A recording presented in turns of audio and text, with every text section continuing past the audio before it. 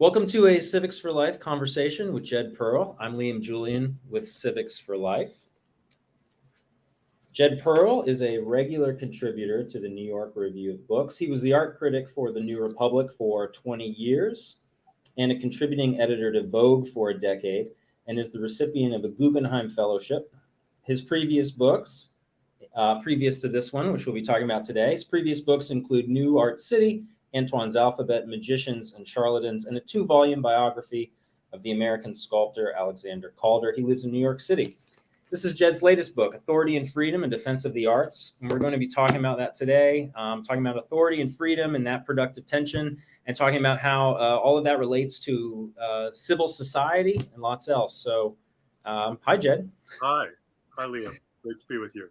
Yeah, thanks for being here. So, Authority and Freedom, A Defense of the Arts. You've been writing about art for decades, but it's only now that you wrote A Defense of the Arts, and I think you say in the book that it never occurred to you that arts needed defending. You're right, that they were just sort of intrinsically important. So I guess maybe we could start, like, you could tell us, why now?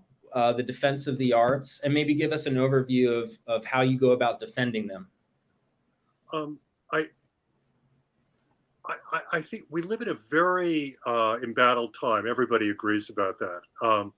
And I felt more and more in the last decade, maybe even before that, that the arts have become a kind of punching bag, or a kind of victim of larger debates within society. So you have people both on the left and the right wanting the arts to kind of represent their viewpoint.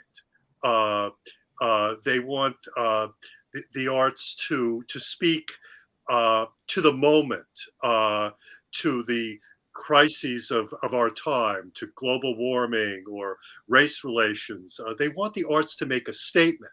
Right. And I think that's a very dangerous way to think about the arts. It's like we want the arts to do something that we can quantify. And when it's not a political goal, people talk about the arts in education, or they talk about the arts as a way of branding places, like a place becomes a tourist location, a tourist destination because of art that's there. And the more I heard all this stuff, the more I found myself wondering, well, what is it that draws us to the arts in the first place? I mean, what is it that makes people look to the arts for all these answers, for the arts to do this or that or the other thing? What is the essence here? And I began to feel it was really important to try to sort of strip away all this stuff around the arts and say, in some very basic core way, what is it that draws us to music? Whether classical music or pop music, why is it that we want to read a novel or a poem? Why is it that we want to look at pictures? Right. What is it fundamentally that makes the arts so important?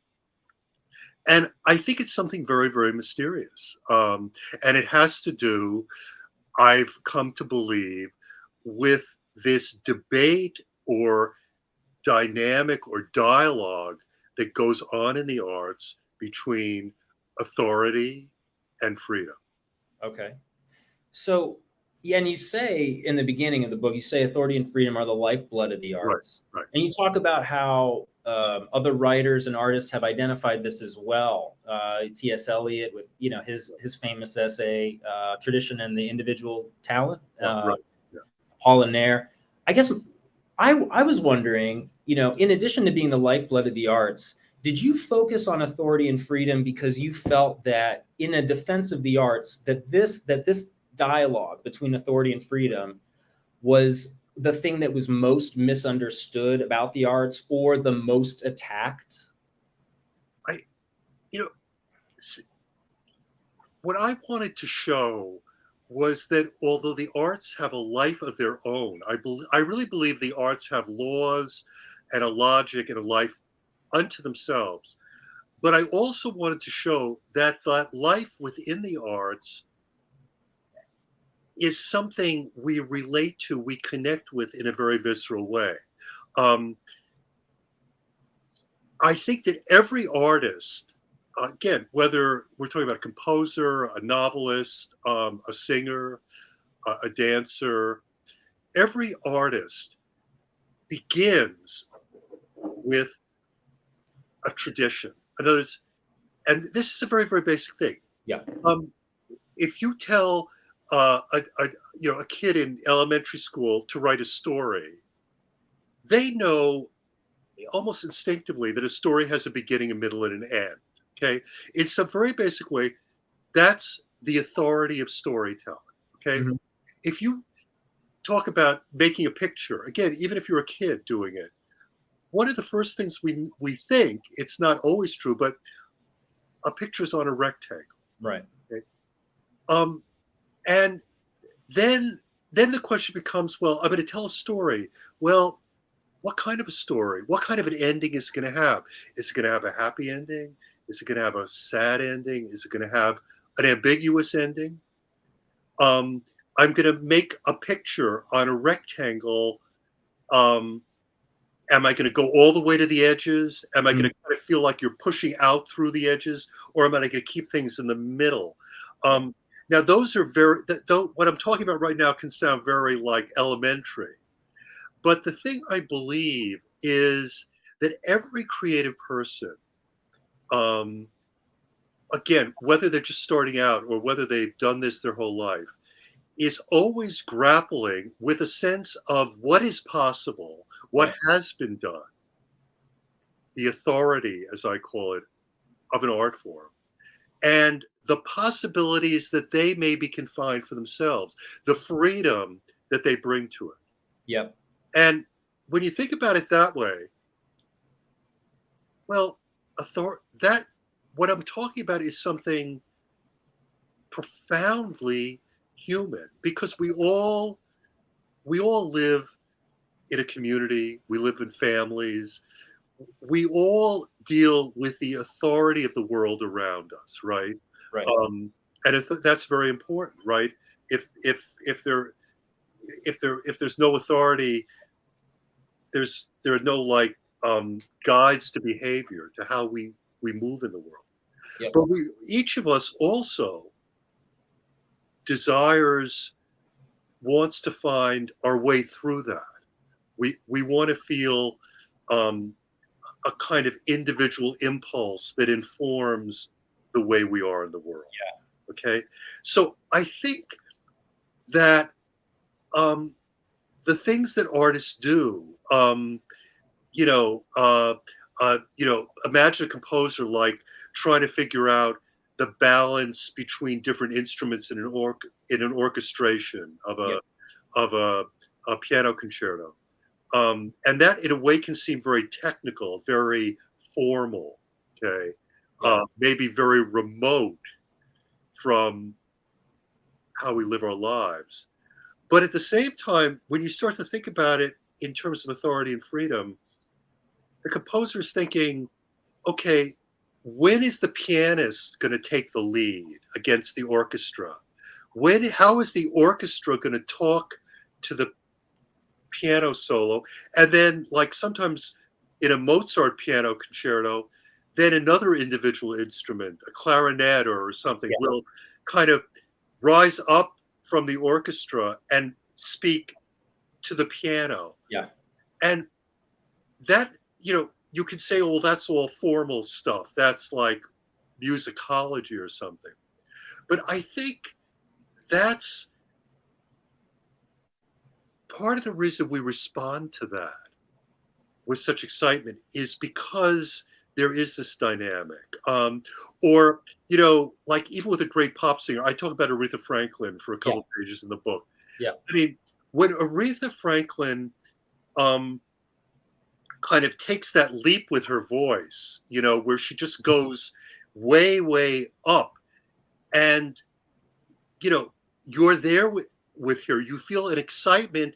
Now, what is the excitement you feel? It's that within the conventions and traditions of, she comes out of gospel music and church music, and then she's also very interested in jazz. And within that, and by the way, she's somebody who always wanted to work with the very best instrumentalists. She's very concerned with this community of artists that she was involved with.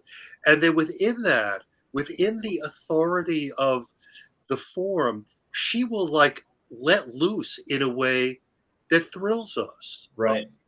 And I think partly we're thrilled by the technique, we're thrilled by the virtuosity, but we're also thrilled by a human being who's taking a tradition, the tradition of gospel, and then she moves into pop music, and finding herself, her own freedom within that. And I think that's what really all creative people do.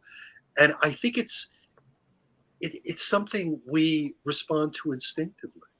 Yeah, and it's and obviously, from a civics perspective, and I was reading this book, I couldn't but think, and you touch on it in here, but about how authority and freedom and that dialogue that you talk about, that productive tension, is at the core of a civil society, especially a democratic society, where in essence we are all, to the extent that we're civically engaged, we're the artists in this analogy. Right? We are wrestling with the traditions that society passes to us. I mean, and that's how durable change happens, right? Right. And I mean, and one of the reasons I think this idea of authority freedom is so important, and that the idea that it comes out of the artistic process itself, is like, I could go to a gallery and see a painting or an exhibit that has a very political, polemical twist, and I may agree with the politics of it, like, oh yeah, sure, I'm all for that, your sort of your social goals, or but I'm left cold. Yeah, right. Yeah, I'm left cold by the work. Yeah. Okay. On the other hand, I can read Ezra Pound, who was an anti-Semite, a rabid anti-Semite. Okay, and I'm Jewish and very engaged with my Judaism. Yeah, I can read Ezra Pound passages, some of the cantos, and get incredibly excited, because what I'm excited by is not like the branding label on the thing. Okay? Yeah. Mm-hmm. What excites me is stuff that's going on within the art of poetry. Okay. One of the things that upsets me today is this idea that people relate best to art that is either done by people that are like them, right, or who've had the same experiences they've had. Okay, and that to me is just completely crazy. European classical music, from Bach to Beethoven or is incredibly popular in Asia. Okay. Now, why is that? I mean, I think it's because Beethoven or Mozart or Bach engage with a tradition, which is a European tradition, but engage with it with a freedom, with an excitement, with a sense of possibility that anybody can get into. Yeah. And that goes the other way. I mean, why can why can a white guy respond to jazz?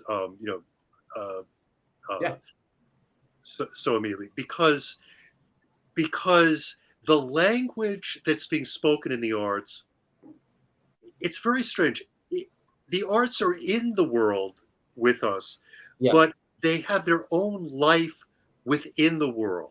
Yeah. They kind of do their own thing within this vast, complicated civilization we live in. Yeah, and that's, again, when we think about our country, the United States, These ideas that sort of make up the authority that we talk about, they're supposed to be, they're not supposed to apply to one specific group. They're supposed to be broadly applicable. But let me ask you a question about that. First, it's important to say that when you talk about authority, you don't mean authoritarian in any sense. No, you're talking about customs, traditions, things like that. I want to try to make the strongest case for someone who would disagree with this. Okay, what about a person who says to you, Jed, I love the book, but here's my issue.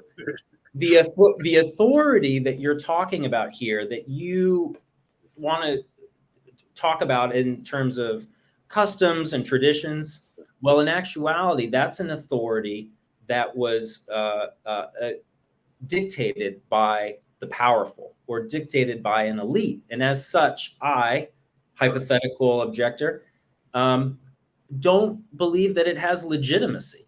Don't believe that I need to be in interact with it. I mean, what do you say to that person? I mean, what you're presenting is this kind of standard, you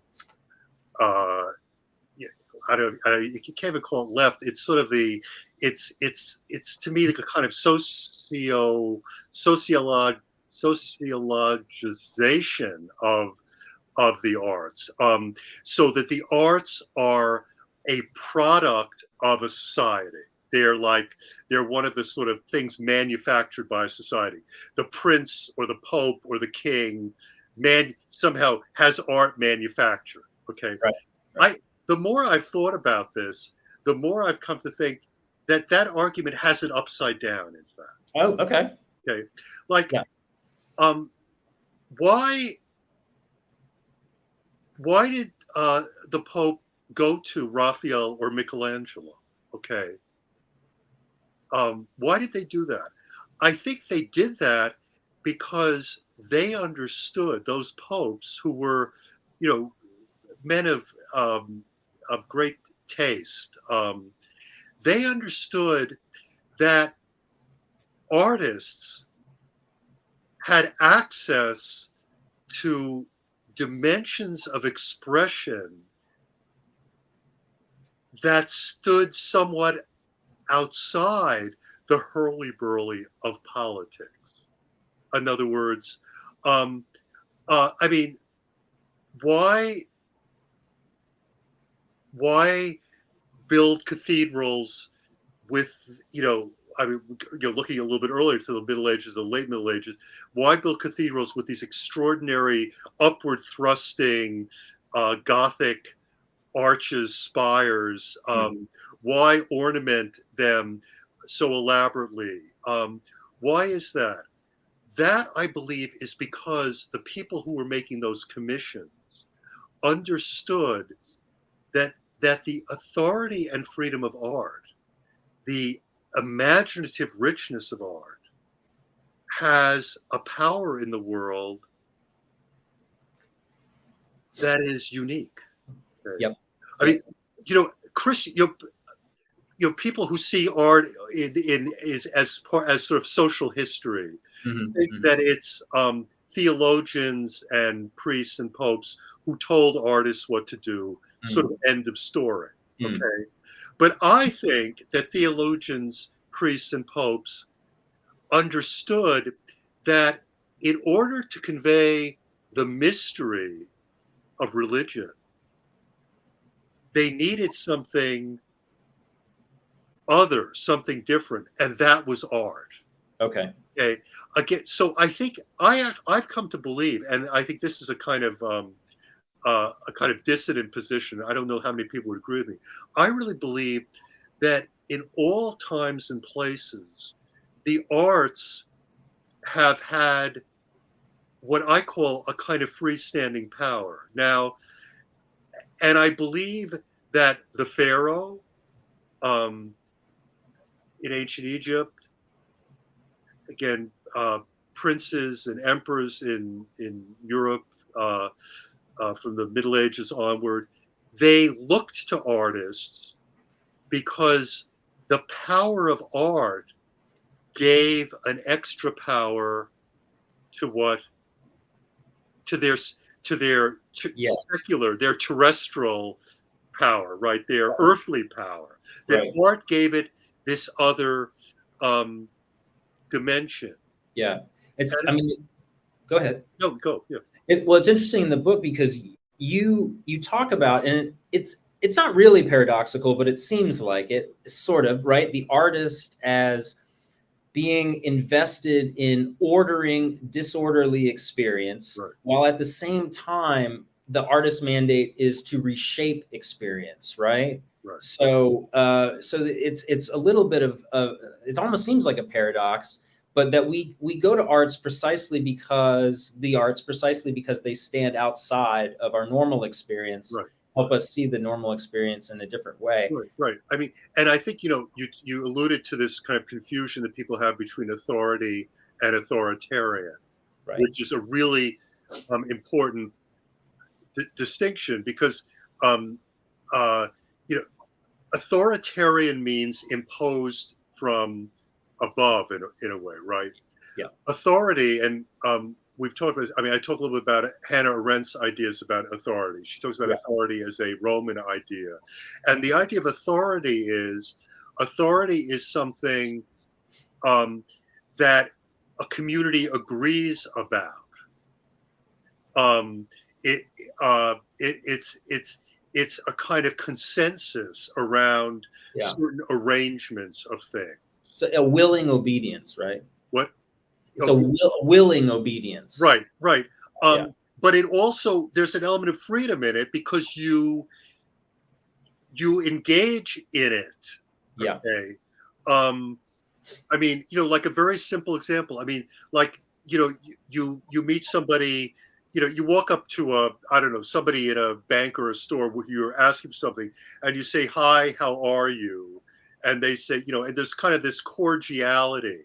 Yes. That is, I would say, in a very simple way, a kind of, it's the authority of interaction, of how you interact. Like, you come out of your house, and and the person next door is coming, you say, "Oh, how are you doing this morning? Have a good day." I mean, this is what, in some very simple way, this is authority. This is the kind of conventions that hold us together. Okay. And I would say in the arts, there are also conventions. But the thing about authority is there's freedom within it. You choose to take part, to accept the authority. Yeah. Okay? And then we also we assert freedom within it. I mean, think about a family where children's relation to their parents, I mean, hopefully in a kind of organic way changes as they get older, right? You kind of, and hopefully parents invite more, personal autonomy on the part of a child as they grow older. So the relationship, the authority relationship between parent and child evolves. Yeah. Right? Yeah. Somewhat freely over time, hopefully. And I think that's also what happens in the arts. So, some artists, there are different. One of the points I want to make in the book is, and I think this is what makes the arts so rich in our world, is the dynamic between authority and freedom can be really different.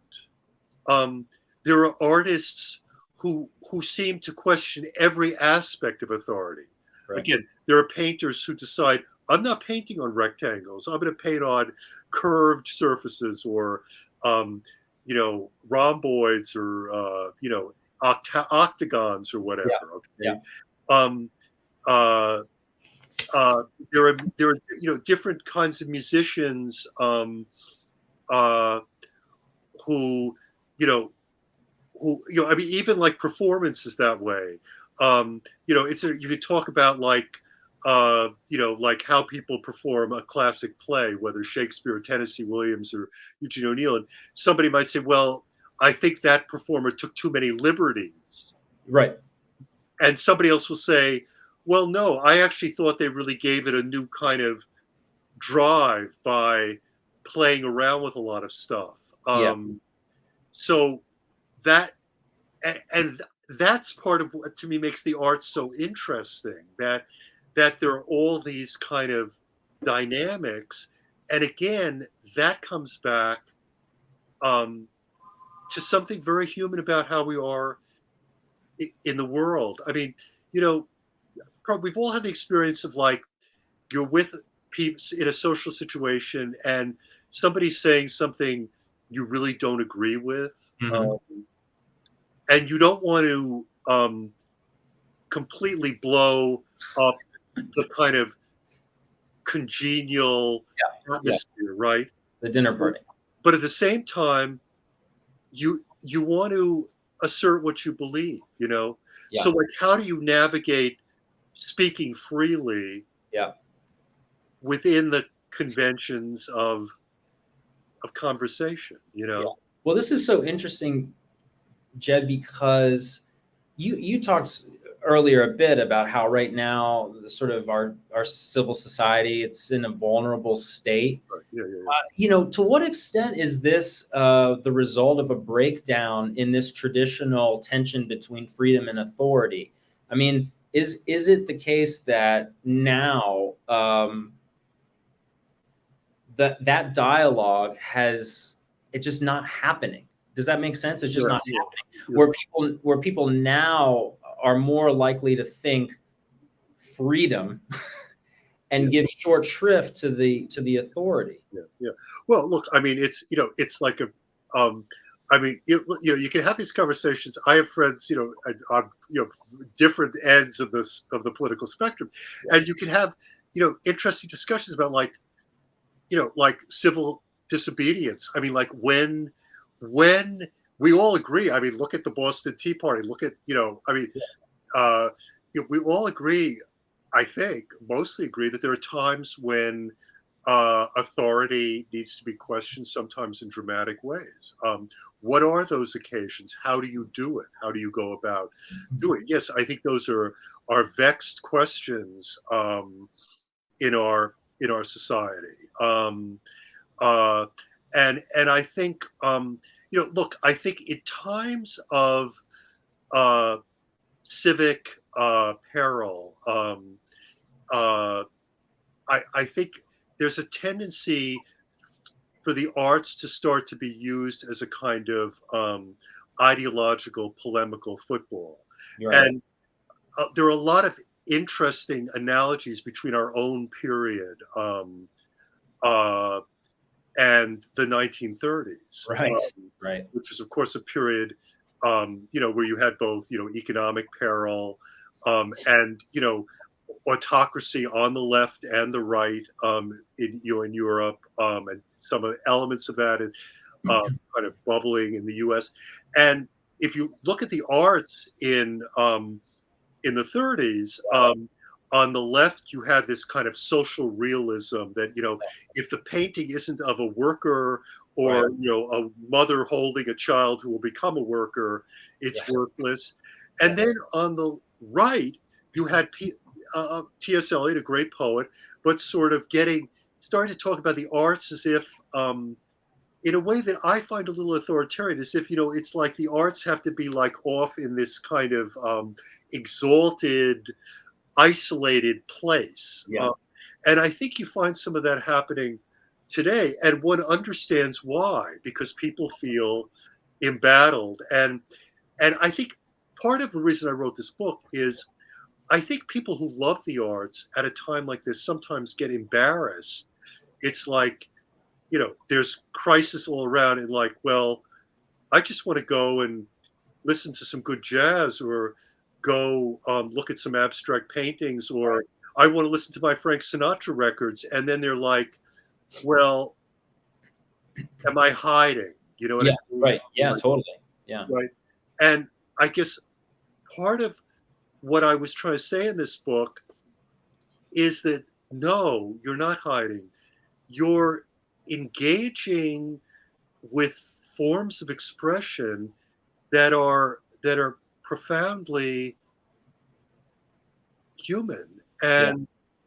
and that are part of the fabric of our world, though you can't necessarily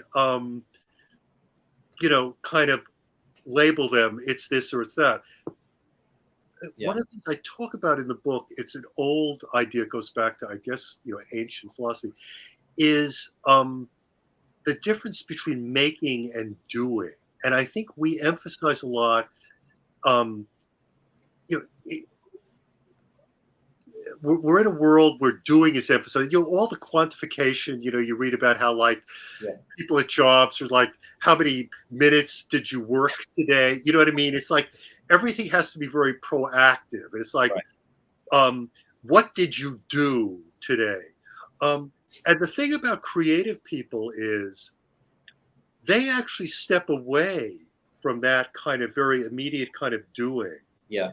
And they go into their place, their workroom, and they make things through this very mysterious creative process. Right. And then they send those things out into the world to have a kind of place in the world. But again, it's not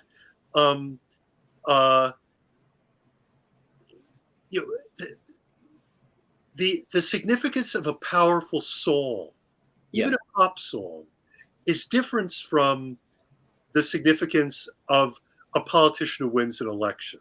Okay, you know what I mean? The arts interact with the world in their own way. Yeah. Jed, it's interesting.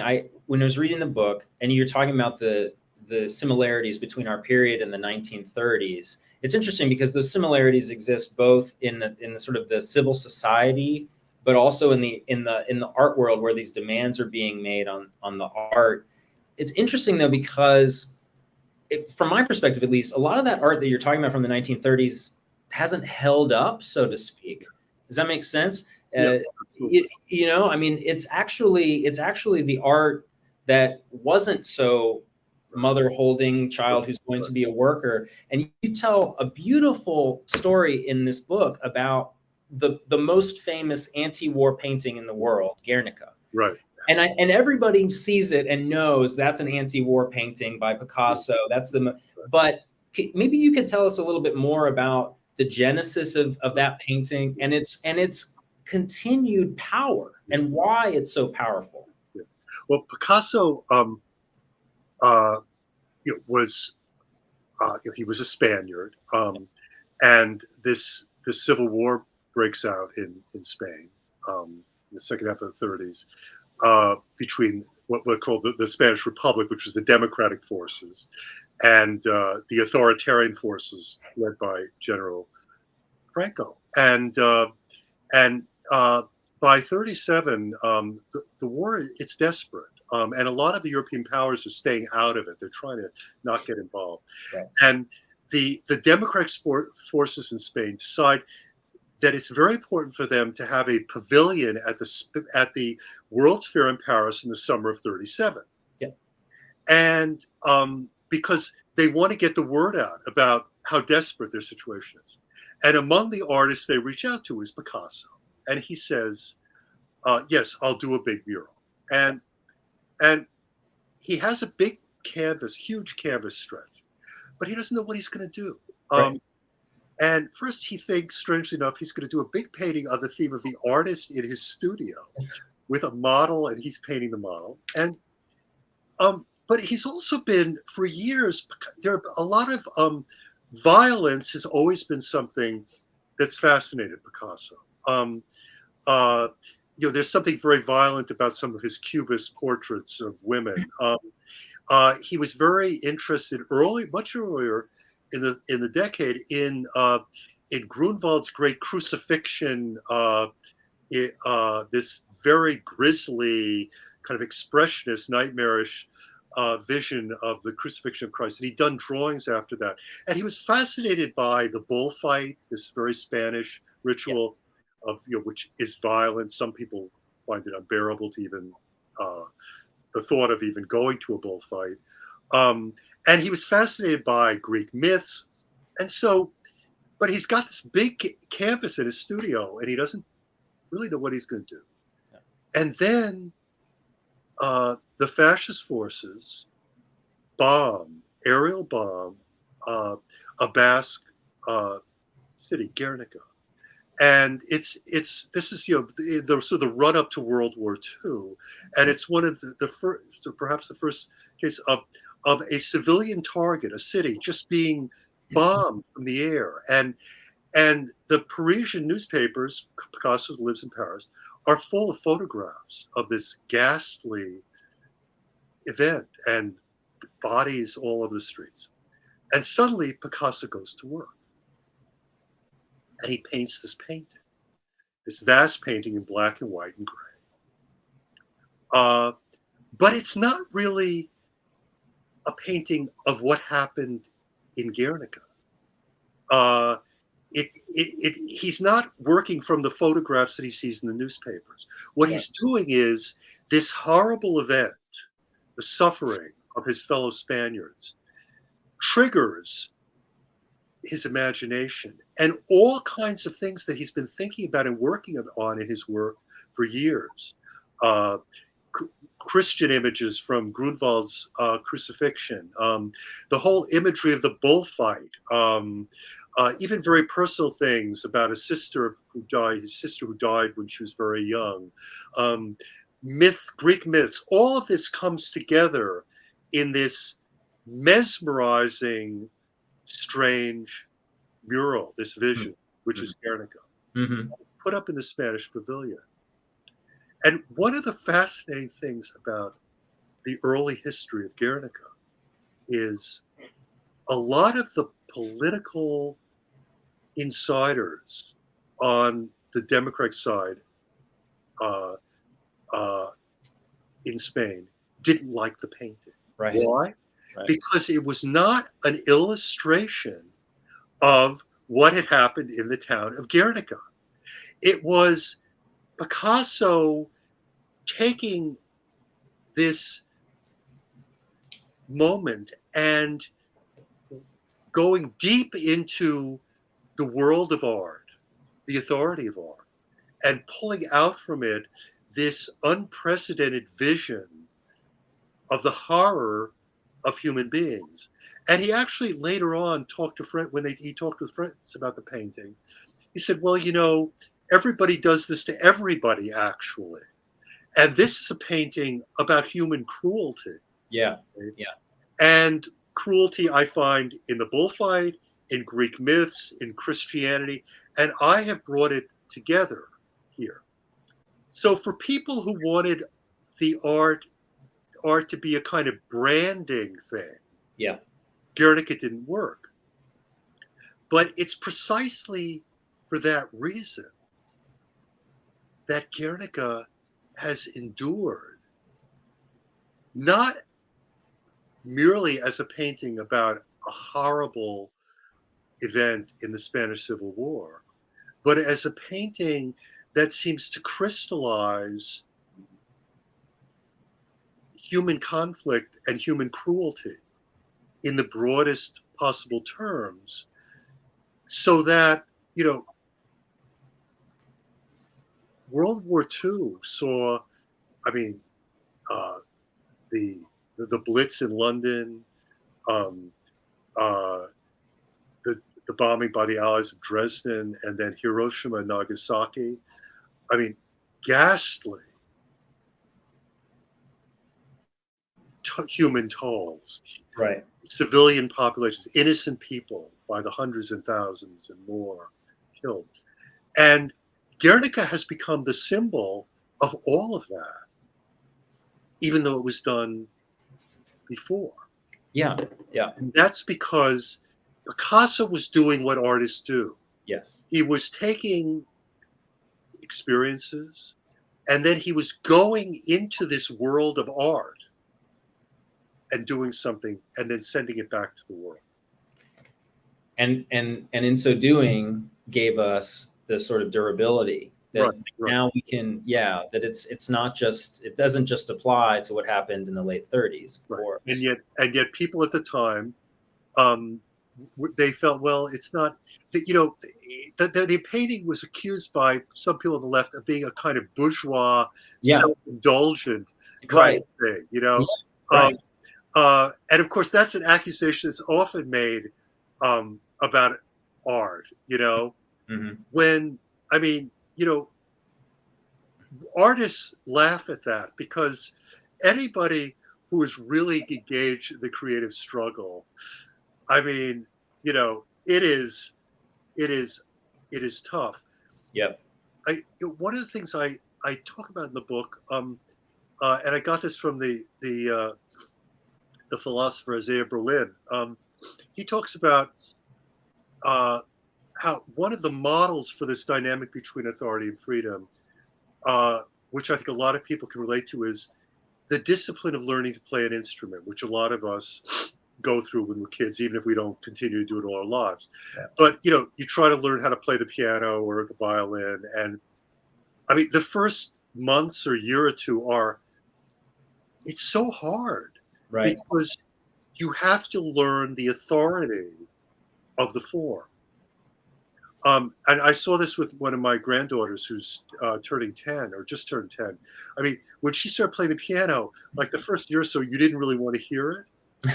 And then, I don't know, like a year later, it's like, what is that Baroque music that's going on in the other room? I mean, Yeah. it's like she found at a certain point, and she's a kid, she's not a great pianist, but she has begun to find the freedom of expression Yeah. within the authority of the notes uh, Yeah.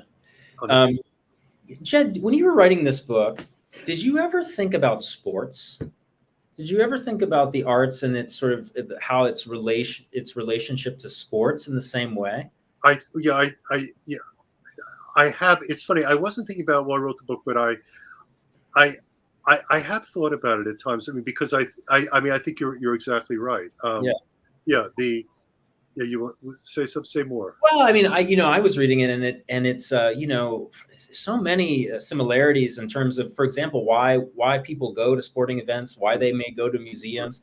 It's a little bit of an ordering of disorderly experience. right, I was thinking of the tennis court as the right, canvas, and the idea of, like you just said, you have to learn these rules first, and then you're able to right, bring. And sports, yes, unlike has really defined rules, right? Like lines and right. Yeah, grids, and yeah, but then within that, then you are able to sort of bring your own virtuosity to that. I thought that was interesting. What is you talk about how we often want to place demands on artists. yeah. What is the role of the artist in a civil society? Does the artist have a role? Is the artist's role in a civil society precisely to always sort of be one step away from civil society? I mean, in other words, is an artist who is extremely politically engaged in his or her work, is that artist not fulfilling his or her role because of that? Well, I think. Look, I mean, you can have. Our lives in the world are very complicated. I mean, we can engage with the world in different ways. I mean, you make me think of Alexander Calder, who I spent a bunch of years writing a long 2-volume biography of Calder. And Calder and his wife became in the mid 1960s very involved in the anti-war movement. The first he was the whole the effort to kind of put a cap on nuclear weapons, and then the effort to find a way out of Vietnam for the United States to kind of solve the problems of Southeast Asia. And they were very active, giving money, being involved in organizations. But Calder was asked at times, like Calder, who was doing abstract sculpture, Yeah. was asked, like, well, why doesn't your work deal more overtly with some of these topics that interest you? Yeah. And his answer was that that's that's not something I can do in my work. Uh, my uh, my art speaks in a different voice Mm. than I might choose to speak as an American citizen. Now that doesn't mean he didn't believe his art had a place in the world. He was very interested in his later years, uh, with seeing that these enormous abstract sculptures that he created found a place in the public square, literally, sometimes. Mm-hmm. Great sculpture called Flamingo that's in Federal Plaza in Chicago. He believed that the voice in which his art spoke, which was a voice of surprising forms, combined in surprising ways, images that often have a kind of ambiguity. They feel a little bit zoomorphic, a little bit anthropomorphic, a little bit architectonic. You can't quite. They kind of. There's almost like these kind of wonderful enigmas. But for him, that was a way of reaching the public, and getting involved in a march against the war in Vietnam was another way of reaching the public. And he was very insistent on that. And it's interesting. He did do one poster in support of the anti-war movement, in which he represented. He attempted to represent a victim of a napalm attack, and I think it's a failure. Yeah, it's an attempt to speak in a visual language that is not his visual language. Mm-hmm. And I think he's probably regarded as a failure. He only did it once. Mm-hmm. And one tries things. Sure. But I think, I mean, I often go to galleries and I'll like, I'm fine with your politics, Yeah. Mr. Ms. Painter, sculptor, but I'm not fine with the work. Well, it's what you said in this book. You have a great story in this book about Flannery O'Connor, and she, one of her friends who's a priest, wrote her and said, "Here's a book, you're gonna love it. It's very pro-Catholic." And Flannery O'Connor, of course, very right. And she wrote back and said, I'm totally in sympathy with the idea, but it's bad art. Right. It's propaganda. Right. And she says maybe a work of art can be used for, propagandistic purpose or really. What she says is you have to make it a work of art first, and I love that. Right. That's your first. It's something inspiring, right? For this notion of the artist as working within this authority, this medium, and attempting to achieve, even though he or she knows this is not possible, but this sort of getting closer to perfection, the perfect painting.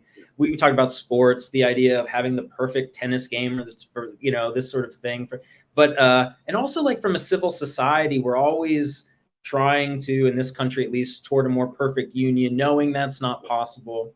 It's sort of inspiring in some ways. I want to ask you a question, Jed, about your role as a critic. And this is so great. The way you write, Jed, is I think it's like the best of like American style. Like I think so. I have this really pithy way of expressing an idea. I'm not going to do it in 850 pages. I'm going to do it in a sharp essay. It makes me think back to like the mid 20th century, that sort of criticism. You've been writing art criticism now for decades. Obviously, we're very interested in the state of civil discourse, and it occurred to me you have a unique perspective on this because, number one, you're a critic, and the critic can only exist in this if civil discourse, right? That you cannot do your work as a critic if there's not a civil discourse framework. And also, you've been doing this for long enough where I think you probably have a perspective of how it's gotten better, how it's gotten worse. Maybe you could talk a little bit about that, about your daily work. I mean, in the New York Review of Books and how that's changed for you, how you think it reflects on civil society generally. Well, I love the whole kind of topic theme you're outlining here. I mean, I have over the years written for all kinds of art magazines, but most of my writing has been done for what I guess are called general interest magazines, where the New Republic, my essay about an art show would be next to an essay about a history book or a review of a novel or a play, and the same thing at the New York Review of Books, where I write now. I mean, and I've always loved that kind of sense of critical discourse as part of a sort of larger social discourse. And I think when it's healthiest, it's a lively discourse, and you know, and I think, you know, we talk a lot about, well, where can that go on? I mean, I think there's some worries now. People have been talking about like the shrinkage of newspapers. I mean, you know, when my first book came out in the late 1980s, it was reviewed in newspapers across the country. Right. Although I had much less visibility than I have now, and often by really interesting critics. Often they weren't full-time critics, but they were maybe people who taught at a local university who wrote regularly for a newspaper. Of course, the shrinkage there has been tremendous. I mean, some of this conversation has, of course, gone online. But I think one of the things we constantly need to strive for and struggle for is a kind of energetic, lively debate about all kinds of subjects, which includes the arts. You know, like arguments about, you know, movie directors.